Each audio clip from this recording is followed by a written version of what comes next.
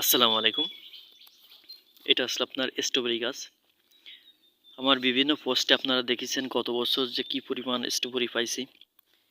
তা গাছটার মূল্য ৬০ টাকা নিচে অবশ্য আমাদের স্থানীয় বাজারের গাছ বিক্রেতার কাছ থেকে নেওয়া।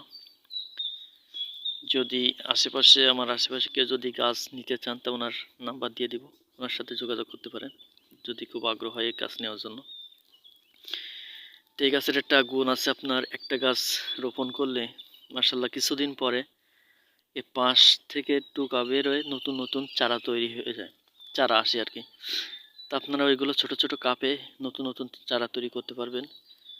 আমি গত বছর মাত্র 2টা গাছ কিনছিলাম, সেখান থেকে বেরো 14টা গাছের মতো পাইছিলাম এবং মার্শাল্লাহ ফল অনেক ভালো পাইছি। তা আপনারা ছাদ বাগানে স্ট্রবেরি গাছটা রাখতে পারেন, কারণ এর ফলের মান যদি ভালো হয় তা 4 থেকে 500, 600, 700 টাকা কেজি পর্যন্ত হয়ে থাকে।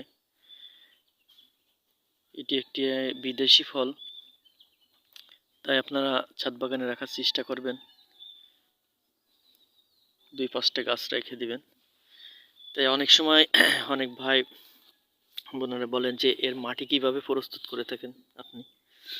তা আমি এর মাটি প্রস্তুতের জন্য কিছু পাতা পচা সার, কিছু গোবর সার, কিছু চা পাতি এগুলো ভালোভাবে মিশাই, মাটিগুলো একসঙ্গে ভালোভাবে মিশাই ঝুরঝুর করে।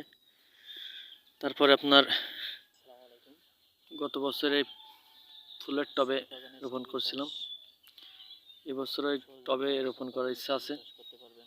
তা আপনারা এইভাবে খুব সহজে স্ট্রবেরি রাখতে পারেন ছাদ বাগানে। আর অতিরিক্ত পানি দেওয়া যাবে না গাছটিতে, অতিরিক্ত পানি দিলে গাছের শিকড় পচে গিয়ে আপনার নষ্ট হয়ে যেতে পারে গাছটা। তাই চেষ্টা করবেন সপ্তাহে 2 দিন পানি দেওয়ার। যদি আপনি রোদে রাখেন অল্প পরিমাণে, বেশি অতিরিক্ত পানি দেওয়া যাবে না। তা স্ট্রবেরি সম্পর্কে আরও নতুন নতুন ভিডিও পেয়ে যাবেন। রেগুলার যারা ভিডিও দেখেন অবশ্যই ধন্যবাদ সবাইকে। আসসালামু আলাইকুম।